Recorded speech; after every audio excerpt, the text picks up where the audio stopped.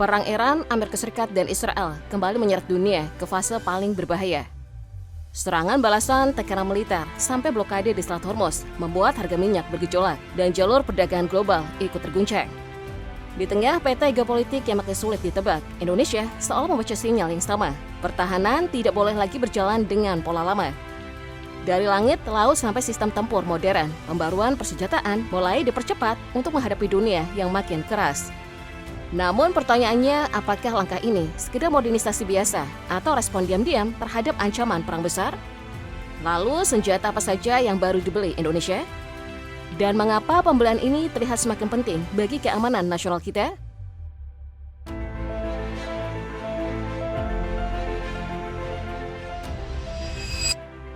Jika perang modern benar-benar pecah, ada satu faktor yang kerap menjadi penentu besar. Bukan hanya tank, bukan pula banyaknya kapal perang. Yang paling menentukan adalah siapa yang mampu menguasai langit lebih dulu. Dari sinilah keputusan Indonesia mengeluarkan dana besar untuk mendatangkan Rafale dari Prancis menjadi masuk akal. Pada Mei 2026, Presiden Prabowo menerima 6 unit pertama Rafale jet tempur generasi 4,5 buatan Prancis yang diproyeksikan menjadi tulang punggung kekuatan udara Indonesia. Secara keseluruhan, pemerintah telah mendatangani kontrak pembelian 42 unit Rafale dari Dassault Aviation dengan nilai sekitar 8,1 miliar dolar AS atau setara 130 triliun rupiah. Pengirimannya dilakukan bertahap dan seluruh kontrak ditargetkan selesai pada tahun 2029. Bagi Indonesia, Rafale jelas bukan sekedar pesawat tempur baru. Kehadirannya disiapkan untuk memperkuat pengawasan wilayah udara, menjalankan misi pencegahan ancaman, hingga melakukan serangan presisi jarak jauh jika situasi memaksa. Kemampuan ini menjadi semakin penting, mengingat wilayah Indonesia begitu luas dan dinamika keamanan kawasan terus bergerak lebih rumit. Keunggulan utama Rafale berada pada konsep Omnirol, yaitu kemampuan menjalankan banyak jenis misi dalam satu penerbangan. Pesawat ini mampu melaju hingga Mach 1,8, membawa rudal jarak jauh Meteor, bom pintar AASM Hammer, serta didukung sensor dan sistem peperangan elektronik yang sangat modern. Dibanding banyak jet tempur sekelasnya, Rafale menawarkan fleksibilitas dan kemampuan tempur yang lebih lengkap.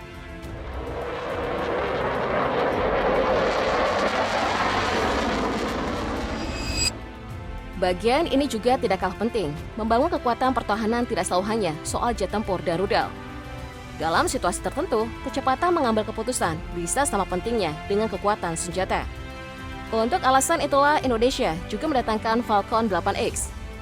Pesawat ini kerap dipandang sebagai armada untuk perjalanan VIP dan VVIP. Padahal dalam sistem pertahanan, Falcon 8X punya fungsi yang lebih luas. Ia dapat membantu mobilitas pimpinan TNI, jadi ruang kendali udara untuk koordinasi operasi, mendukung pemantauan wilayah, sekaligus memperkuat diplomasi pertahanan saat negara membutuhkan pergerakan cepat. Dari sisi kapasitas, kabinnya mampu membawa hingga 16 penumpang. Pesawat ini juga memakai sistem digital fly-by-wire yang membuat penerbangan lebih aman, efisien, dan stabil. Keunggulan lainnya adalah kemampuan lepas landas serta mendarat di landasan yang lebih pendek. Untuk Indonesia yang wilayahnya tersebar dari pulau besar sampai terpencil, fleksibilitas seperti ini jelas sangat bernilai. Pada 10 Mei 2026, TNI AU menerima 1 unit Falcon 8X terbaru di Lanut Halim Perdana Kusuma. Unit tersebut merupakan bagian dari kontrak pengadaan 4 Falcon 8X. Namun pertanyaan berikutnya muncul, apa jadinya jika ancaman tidak cukup hanya direspon cepat, tetapi harus dihentikan sebelum menyentuh wilayah Indonesia?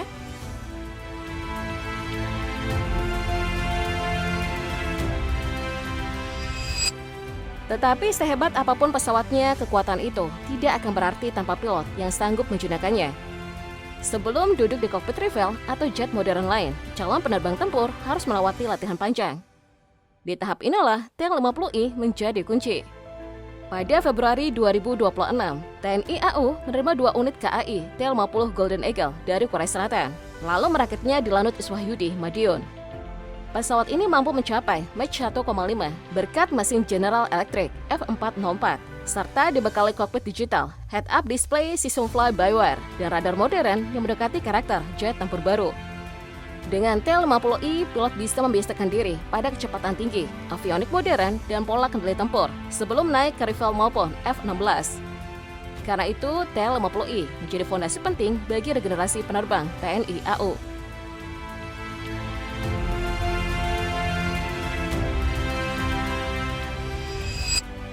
Dalam strategi pertahanan, kemenangan terbaik justru terjadi ketika perang tidak pernah dimulai.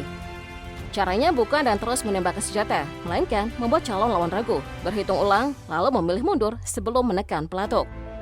Di titik inilah konsep daya tangkal atau deterrence menjadi sangat penting. Dan bagi Indonesia, rudal KHAN kini masuk sebagai salah satu alat baru untuk membangun efek gentar tersebut. TNI Angkatan Darat resmi menambah kemampuan pukul jarak jauh melalui KHAN missile system buatan Turki. Batch pertama sistem rudal ini telah diterima pada September tahun lalu dengan kekuatan yang disebut setara 1 batalion. KHAN sendiri adalah rudal balistik taktis dengan jarak tembak 80 hingga 280 km dan membawa hulu ledak high explosive. Senjata ini dirancang untuk menghantam sasaran penting bernilai strategis, mulai dari pusat komando, radar, sistem pertahanan udara, fasilitas logistik, hingga kumpulan pasukan lawan dengan akurasi tinggi. Dengan penempatan di Kalimantan Timur, cakupan operasinya menjadi luas dan sejalan dengan konsep pertahanan Indonesia. Kehadiran KHAN juga memberi opsi respon cepat ketika ancaman muncul.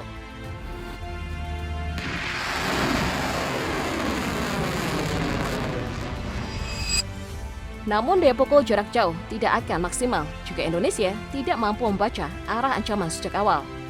Karena itu, pengawasan udara ikut diperkuat melalui Radar Ground Control Interception GM403, hasil kerjasama PT Line Industri dengan perusahaan Prancis Thales. Indonesia telah mengikat kontrak 13 unit radar GCI GM403 senilai sekitar 5,8 triliun rupiah.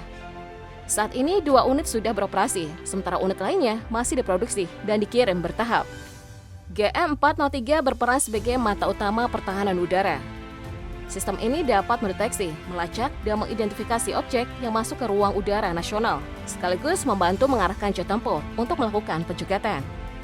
Dengan teknologi AESA serta fitur Identification Frame or FOI atau IFF, radar ini mampu membedakan pesawat kawan dan lawan secara lebih presisi.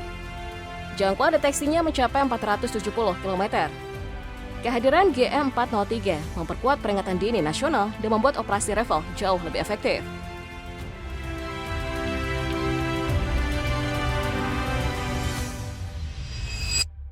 Ada hal lain yang tidak boleh dilupakan.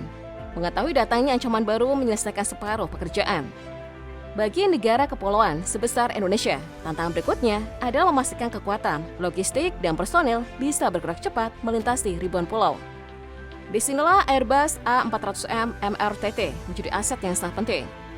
A400M adalah pesawat angkut militer modern yang dirancang untuk banyak misi sekaligus. Ia dapat membawa logistik, mengangkut personil dan alutsista, mendukung operasi kemanusiaan, sampai menjalankan pengisian bahan bakar di udara. Kemampuan MRTT ini sangat menentukan karena dapat memperpanjang nafas operasi pesawat tempur TNI AU, termasuk rival ketika harus bergerak lebih jauh.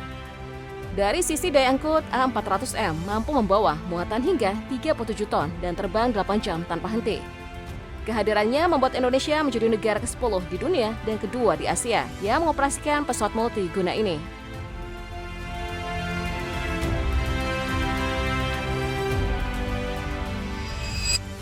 Namun Indonesia tidak hanya harus membaca langit. Laut justru menyimpan ruang yang jauh lebih luas, gelap, dan sulit dipetakan. KRI Canopus mungkin bukan kapal yang tampak menyeramkan dari luar, tetapi tugasnya sangat vital, mengumpulkan data, melakukan survei, dan memetakan dasar laut untuk kepentingan pertahanan modern.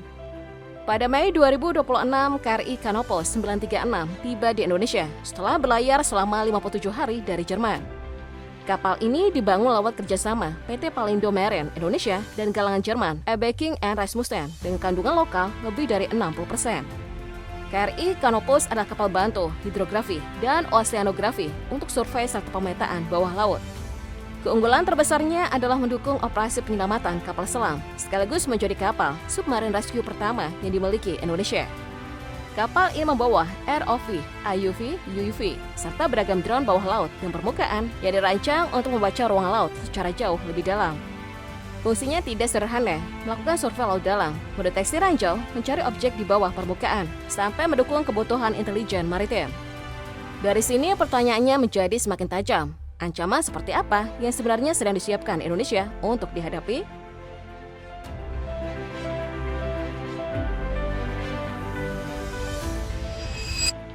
Lalu muncul pertanyaan besar, mengapa berbagai sistem pertahanan ini dibeli dalam waktu yang hampir berdekatan?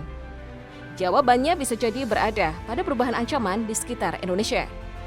Saat ini Indonesia memang tidak berada dalam perang terbuka, namun kawasan di sekelilingnya bergerak cepat. Laut Natuna Utara masih dipenuhi dinamika keamanan yang rumit, sementara Selat Malaka tetap menjadi jalur perdagangan vital yang tidak boleh dibiarkan rapuh. Di saat bersamaan, rivalitas Amerika Serikat dan China di Indo-Pasifik membuat posisi Indonesia semakin strategis, tetapi juga semakin rentan terseret ketegangan. Di satu sisi, rival KHAM A400M, radar GM403 hingga KRI Canopus dapat memperkuat daya gentar nasional dan membuka ruang bagi industri pertahanan dalam negeri. Namun bebannya juga besar, latihan personel, biaya operasi, perawatan jangka panjang, hingga tekanan terhadap anggaran negara.